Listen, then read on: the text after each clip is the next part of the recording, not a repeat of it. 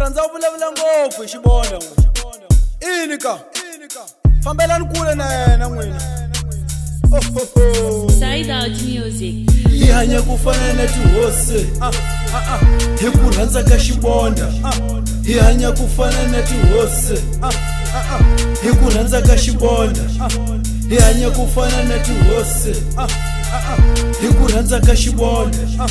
Hi hanya ku fana na tihosi hi ku rhandza ka xibonda. Malembe manga hundza ani jantara hi guxe ni tlela na titiwu ku ringa le guxe ni hlamba ka lihiso ku fana na parati ni khavela swikotela ku pfumala entirhi ni wahleka ni nghena ka khanyisi ni va kuma va ko hi hanya ku fana na tihosi hi ku rhandza ka xibonda. Hi hanya ku fana na tihosi hi ku rhandza ka xibonda. Hi hanya ku fana na tihosi hi ku rhandza ka xibonda. Hi hanya ku fana na tihosi hi ku rhandza ka xibonda. Ni pfuka nampundzu ni hlamba khawaji ni policha ngadhula ku navela matsotsi ni givela Egypt ni nghena nyameni hi jiwa ni xibona ku navela a tintombi va ku vona na movha va kombela bolelo va kwira hi ranji a va xavela a jeep va soleka a va nyika e drink va ku hi khongorofela i ta tshika i hi fele. Hi hanya ku fana na tihosi hi ku rhandza ka xibonda.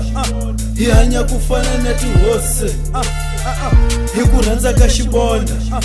Hi hanya ku fana na tihosi hi ku rhandza ka xibonda.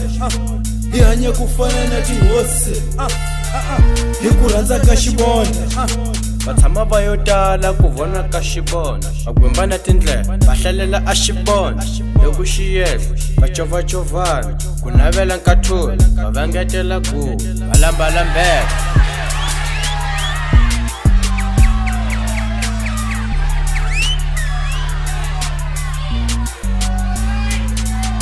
Hi hanya ku fana na tihosi hi ku rhandza ka xibonda. Hi hanya ku fana na tihosi hi ku rhandza ka xibonda.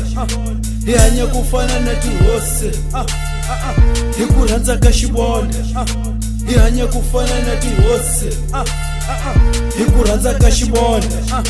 Ku tsaka ni maxaka ku nghena ka xibonda. Ku tsaka ni tintombi ku nghena ka xibonda. Ku tsaka ni vachayi ku huma ka yena va ku hi xibonda ka ni munyimi a taleliwa ngopfu hi kola ka wumbirhi a jika va le ndzhaku a dlala va le ndzhaku. Hi hanya ku fana na tihosi hi ku rhandza ka xibonda. Hi hanya ku fana na tihosi hi ku rhandza ka xibonda. Hi hanya ku fana na tihosi hi ku rhandza ka xibonda. Hi hanya ku fana na tihosi hi ku rhandza ka xibonda.